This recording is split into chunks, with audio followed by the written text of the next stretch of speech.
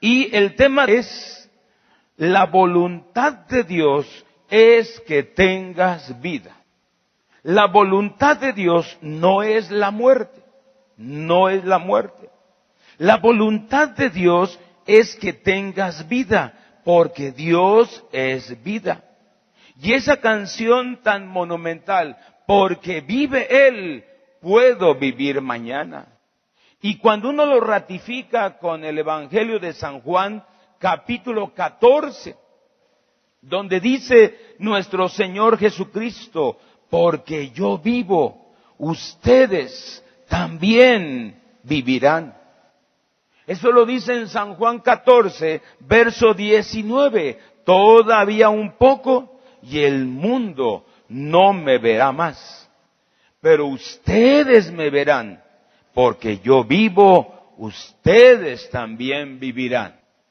Y la pregunta es, ¿Jesucristo morirá? ¿Jesucristo se extinguirá? ¿Jesucristo fallecerá? ¿Jesucristo ya murió y está en alguna tumba? ¿Y su cuerpo está momificado? Jesucristo ya murió y ya nunca se despertó, pero Él está vivo y vive para siempre. Por eso aquí dice, porque yo vivo, ustedes también vivirán. Di conmigo, porque Él vive, yo también viviré. Padre Celestial, tu voluntad es que tengamos vida. Vida abundante, vida eterna, vida para siempre. Tu voluntad es que estemos disfrutando esa vida. Disfrutando esa vida divina que proviene de lo alto. Te agradecemos porque tú nos has implantado esa vida dentro de cada uno de nosotros. Y declaramos vida en toda esta congregación. Declaramos vida en estas familias. Declaramos vida a estos jóvenes, vida a estas damas, vida a estos caballeros, vida a los niños que están en sus clases. Declaramos vida y no muerte. Y cualquier otra persona enferma, imposibilitada, sea levantada en el nombre de Jesús de Nazaret. Veamos por favor el Salmo 91, 16. Dice el verso 16, lo saciaré de larga vida y le mostraré mi salvación. Di conmigo, Él me sacia de larga vida y me muestra su salvación. Su voluntad es que tengamos vida. Dios quiere, desea, anhela que tengamos vida. Y una vida larga, una vida duradera.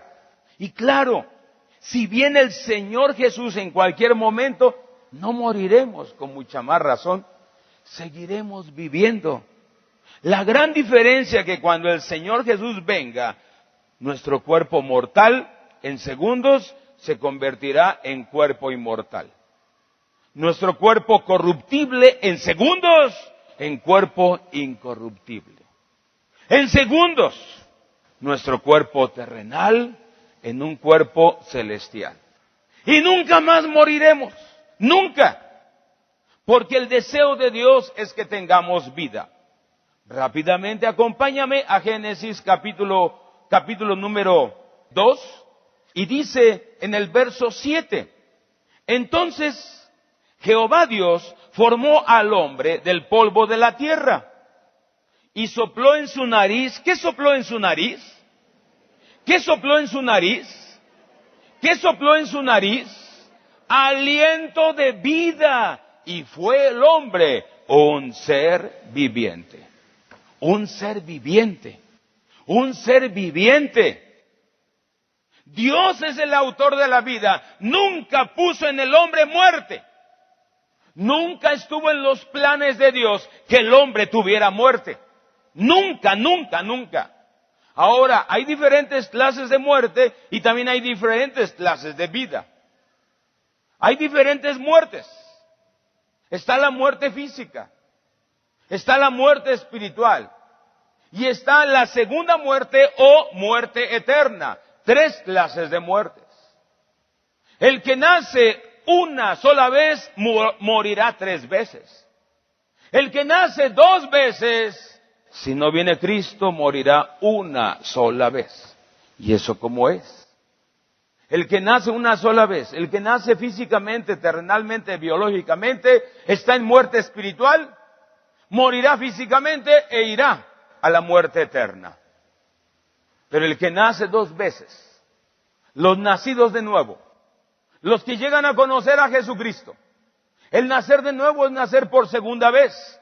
Ellos, aunque no venga Cristo, morirán una sola vez, pero la vida eterna los llevará al cielo, a las mansiones celestiales.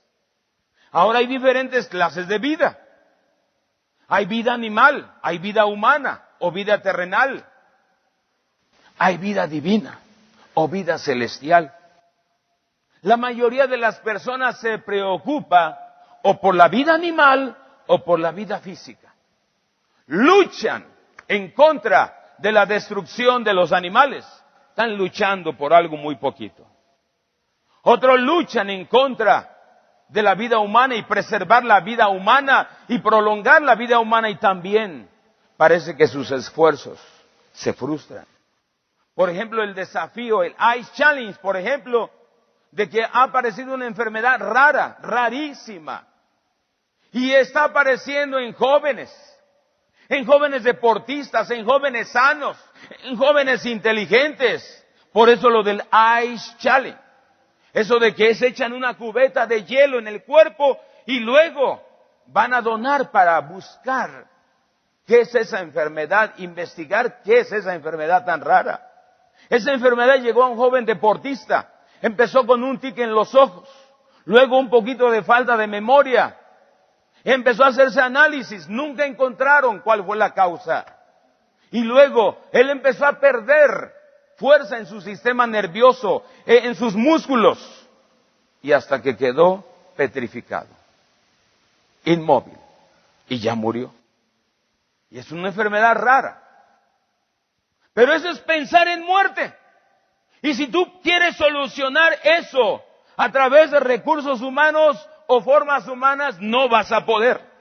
Porque dice la Biblia que la causa de muchas enfermedades, sobre todo las más graves, son de origen espiritual, vienen de Satanás. El SIDA es obra del pecado, algo espiritual. El ébola es obra del pecado, es algo espiritual. Y también esa enfermedad rara por el Ice Challenge es una enfermedad que tiene su origen en lo espiritual, el pecado del hombre. El SIDA, ¿dónde apareció? En África. Pero fue por la perversión humana, el pecado humano. Igual el ébola en África. Y ahora esta enfermedad rara. Pero qué hermoso es ver la Biblia. Y en el Génesis 2:7, y sopló aliento de vida y fue el hombre un ser viviente. Nunca fue la voluntad de Dios la muerte. Nunca. Nunca. No estuvo en el plan de Dios. Adán fue puesto en el huerto del Edén con una vida divina para siempre. Y hasta ahorita nadie ha dicho cuánto vivió Adán en el huerto. Nadie lo ha dicho. Y cuando hablamos de los años que vivían aquellos hombres, nadie lo cree, ni aun los creyentes. No, eso es fantasía en la Biblia. Por ejemplo, en Génesis, en el capítulo 5, verso 5, miren lo que dice. Y fueron todos los días que vivió Adán, ¿cuántos años? ¿Cuántos años? 930 años y murió. 930 años vivió Adán.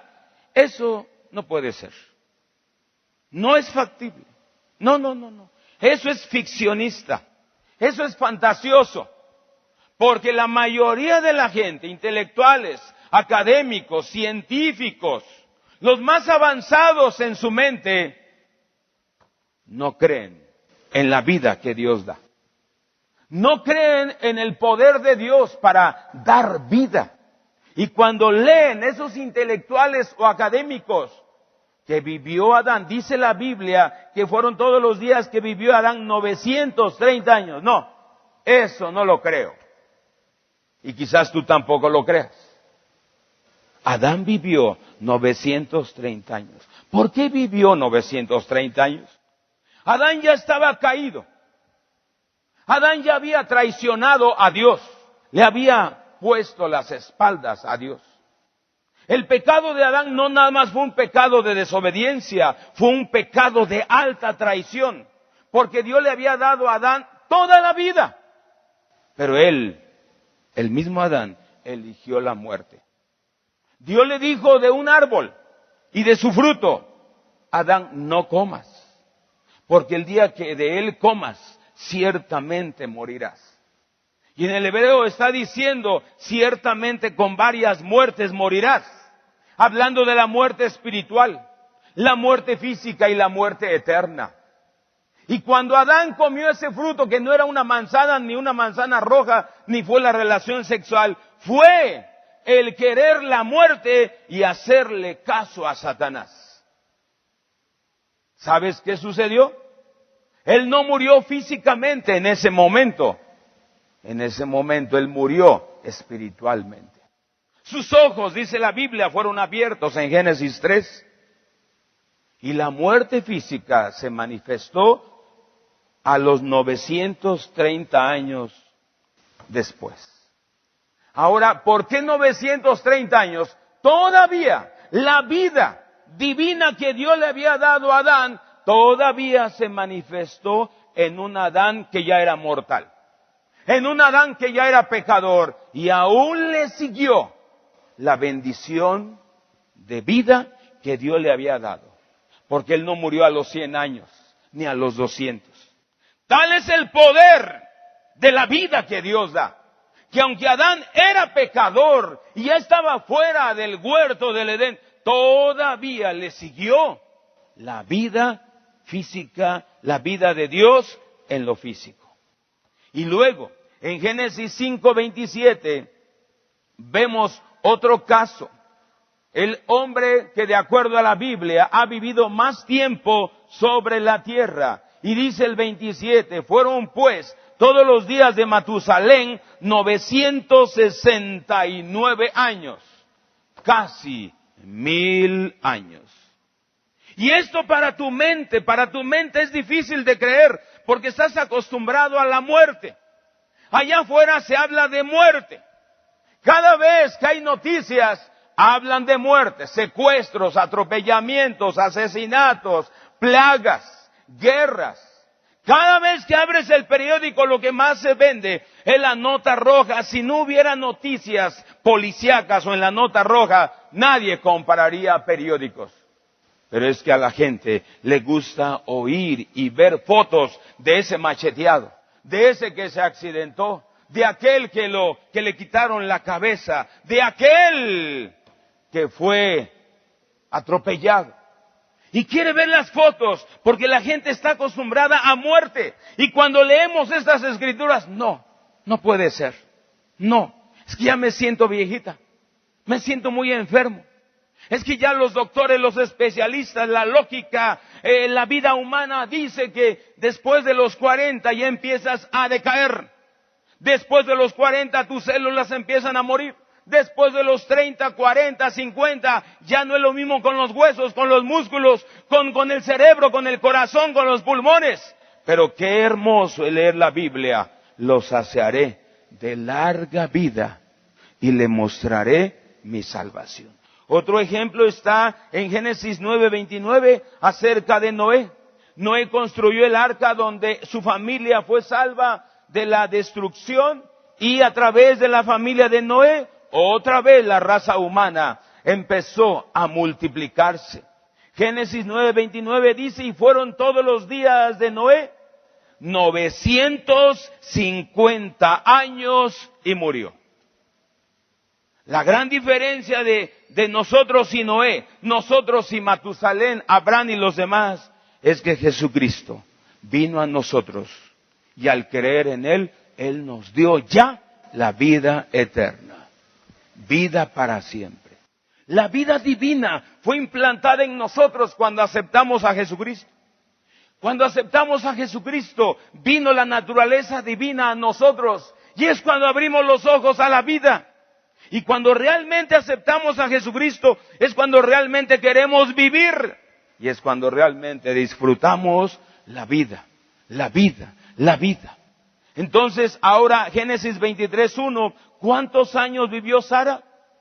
Esa Sara que se rió cuando Dios le prometió un hijo, ya siendo muy grande, ya estaba aparentemente viejita, pero ella no estaba viejita.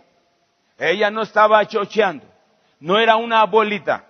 Una abuelita que ya está acabadita, su vientre está acabadito. Pero una jovencita, ¿cómo está su vientre? Lista para concebir, lista para la gestación, lista para el embarazo. Y así estaba, no nada más el vientre de Sara, todo su organismo estaba joven, en excelentes condiciones. Y dice Génesis 23:1, fue la vida de Sara 127 años, tantos fueron los años de la vida de Sara. Y en Génesis 25:7, ¿qué es lo que nos dice acerca de Abraham? Y estos fueron los días que vivió Abraham, 175 años. A pesar que Dios ya había decretado en Génesis 6, la vida del hombre llegará hasta 80, 90, 100 o 120. Ahora, aunque Génesis 6 ya había quedado atrás, Abraham vivió 175 años. Y el hermano Mayres, cuando a algunos pastores le dicen, yo creo que va a llegar a los 100. ¿Sabes el que contesta? Por favor, no le ponga límites a Dios. No le ponga límites a Dios. Hermano, yo creo que va a llegar a los 100. No le ponga límites a Dios. Si Abraham pudo llegar a 175 años, no le ponga límites. Y sigue hablando vida. Y sobre ti habla vida, habla vida. Ahora el Salmo 92:10, por favor. Allí enseguidita del Salmo 91, dice el verso número 10. En adelante. Pero tú aumentarás mis fuerzas como las del búfalo. Seré ungido con aceite fresco. ¿Lo quieres leer conmigo? Pero tú aumentarás mis fuerzas como las del búfalo. Seré ungido con aceite fresco. Él no es Dios de debilidad. Él no es el autor de la debilidad. Hace 15 días, como a esta hora, empecé a hablar del tema el aguijón de Pablo. ¿Qué era el aguijón de Pablo?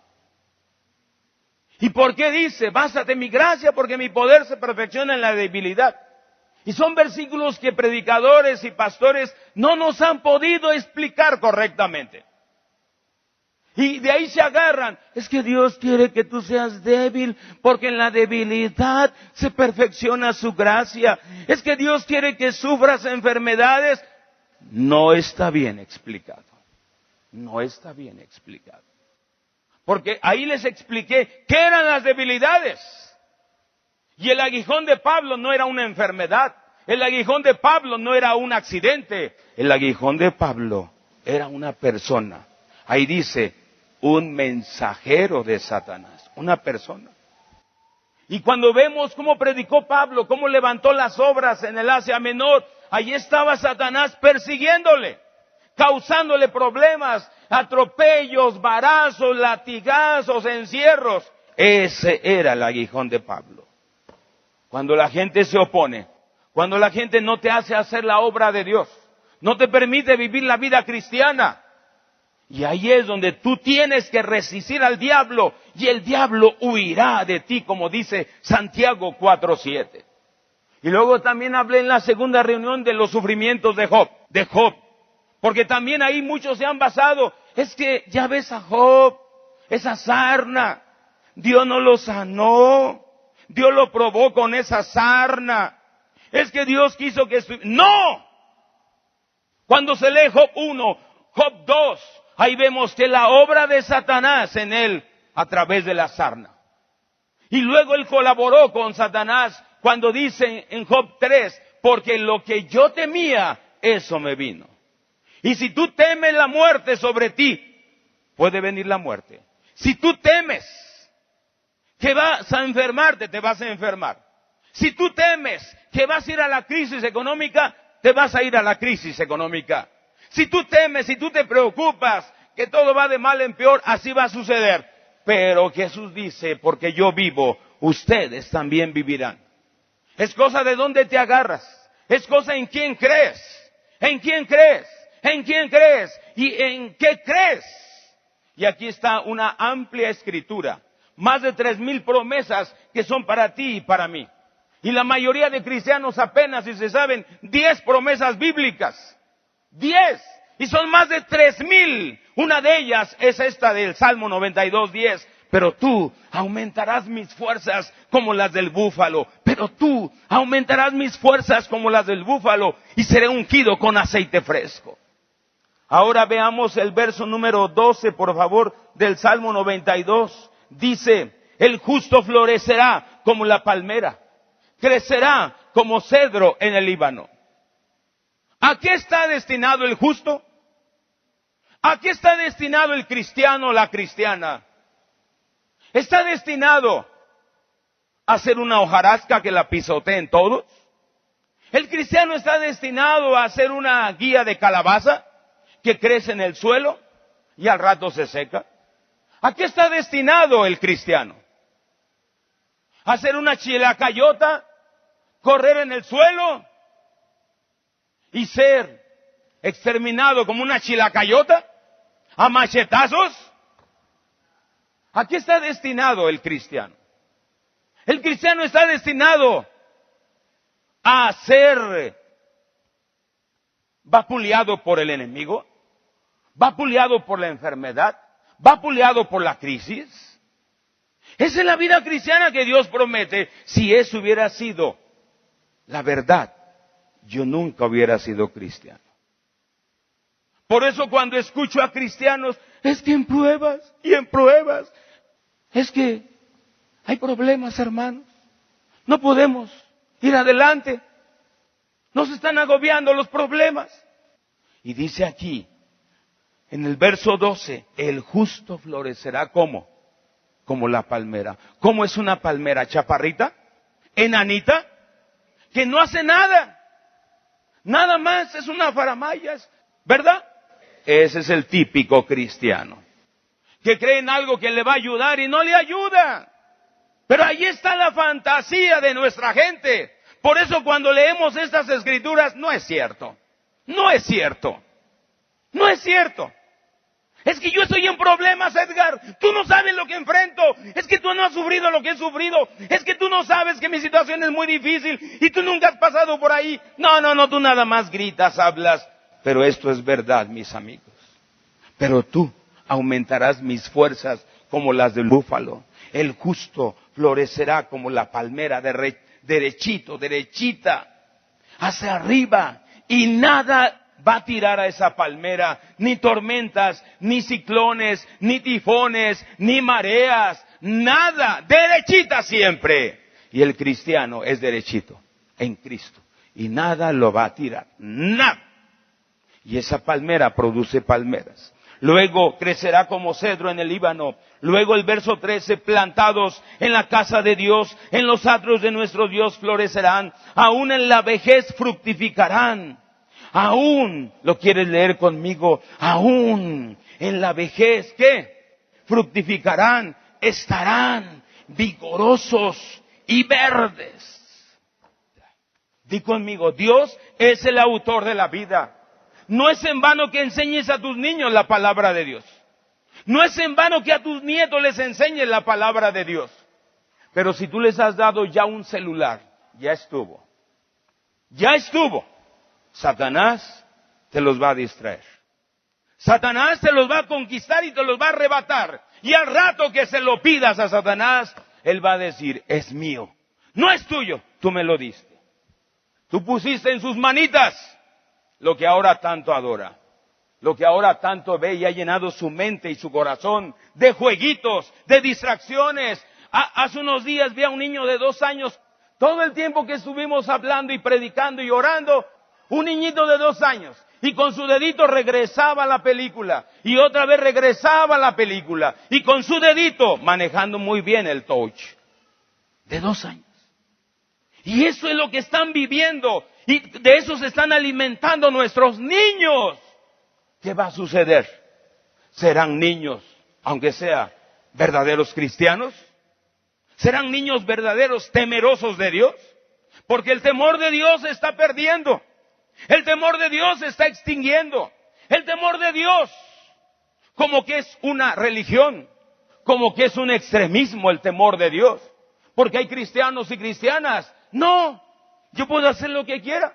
Puedo vivir a mi manera, nada me hace daño. Pero aquí dice, plantados en la casa de Jehová, en los atrios de nuestro Dios, florecerán, aún en la vejez fructificarán, estarán vigorosos y verdes. Di conmigo, yo estaré vigoroso y verde, vigoroso y verde. Mis pastores estarán vigorosos y verdes para anunciar que Jehová mi fortaleza es recto y que en él no hay injusticia.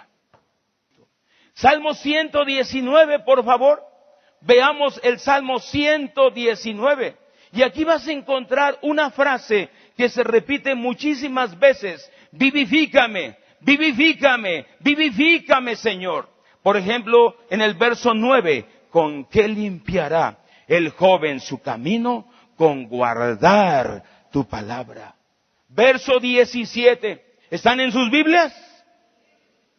¿O estás viendo pornografía en tu celular? Porque ahora, dentro de la iglesia, hay creyentes que están viendo pornografía en su celular mientras está la alabanza, mientras está el pastor hablando, mientras está la predicación. En muchas iglesias, mientras el jovencito está en su clase bíblica, ahí está con su celular, con otros jovencitos viendo pornografía en su celular.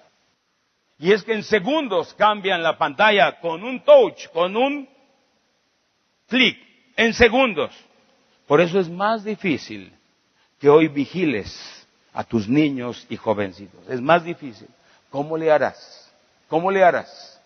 Una de las formas es que no tengan esos aparatos. Otra, que tú creas en que Dios puede vivificar tu vida. Cuando tú has usado todos los métodos cristianos y espirituales, cuando has creído, has orado, has estado esperando en Dios por la solución a tu vida, ve al Salmo 119. Y allí está la solución. Y mantente allí. Vivifícame conforme a tu justicia. Vivifícame conforme a tu palabra. Vivifícame conforme a tu misericordia. Vivifícame, dame más vida. Dame más vida. ¿Alguien quiere aceptar a Jesucristo? ¿Alguien quiere entregarse a Jesucristo en este día? Puede levantar su mano. ¿Alguien quiere entregarse a Jesucristo? Allí en tu lugar levanta tu mano. Puedes decir conmigo esta oración con todo tu corazón. Señor Jesús, perdona todas mis rebeldías. Señor Jesucristo, perdona todas mis anarquías. Perdona todas mis desobediencias. Perdona todo mi pecado. Me arrepiento de ello, dilo. Renuncio al pecado, renuncio a la maldad. Y hago que Jesucristo sea mi único Señor. Ven a mi vida, Señor Jesucristo. En esa cruz diste tu vida para que yo tuviera vida. En esa cruz diste tu vida para que yo experimentara la vida eterna. Derramaste tu sangre, dilo conmigo. Y esa sangre yo creo que me limpia de todos mis pecados. Moriste por mí. Y al tercer día resucitaste de los muertos. Y al resucitar de los muertos, dilo conmigo, al resucitar de los muertos, tú, Señor Jesucristo, destruiste a la muerte para siempre, destruiste al pecado para siempre y destruiste a Satanás para siempre. Lléname con tu Espíritu Santo. Lléname de tu presencia y guíame con tu palabra en el camino eterno. Ahora pon tus manos donde tienes el dolor, la dolencia, la molestia, el achaque, o en tu mente si hay opresión, depresión, si hay jaqueca, si hay demasiada preocupación, esquizofrenia, si hay pesadillas, si hay pensamientos del maligno que no te dejan en paz. Pon tus manos en tu cabeza, si es en tu mente el problema, o en tu cuerpo, si es en tu corazón, si es en tus riñones, si es en tu sistema digestivo, o en tus pulmones, o en tu cerebro. Vamos a declarar vida sobre ti ahora mismo. En esta hora estamos aquí, Señor, para declarar vida a estas personas, a estos cuerpos, a estas mentes, a estas familias, a estos caballeros, a estas damas, a estas jovencitas, a estos jóvenes. Sean sanados de toda enfermedad, sean libres de todo espíritu de muerte, de toda aflicción, de toda depresión, de todo estrés. Esos dolores en su sistema digestivo sean quitados ahora mismo. Esos dolores en sus riñones, en su columna vertebral, esos dolores en su corazón, en su hígado, en su vaso, en su páncreas. En el nombre de Jesús reprendemos esa enfermedad y ahora mismo sean sanos, sean sanadas estas personas en el nombre de Jesucristo, porque tú vives, ellos vivirán, porque tú vives, ellos viven, porque tú vives, ellos tienen la vida. Y ahora mismo reprendemos todo espíritu de muerte, todo espíritu de enfermedad, toda depresión, todo síntoma de suicidio, todo síntoma de soledad, todo síntoma de desánimo. En el nombre de Jesús, esos achaques se quiten ahora mismo, esas dolencias, esas enfermedades crónicas sean quitadas en el nombre de Jesús. Y la vida tuya venga a ellos. Ahora mismo la vida tuya se manifiesta en su mente y en sus cuerpos. Ahora mismo, en el nombre que es sobre todo nombre, en el nombre de Jesús. Así sea.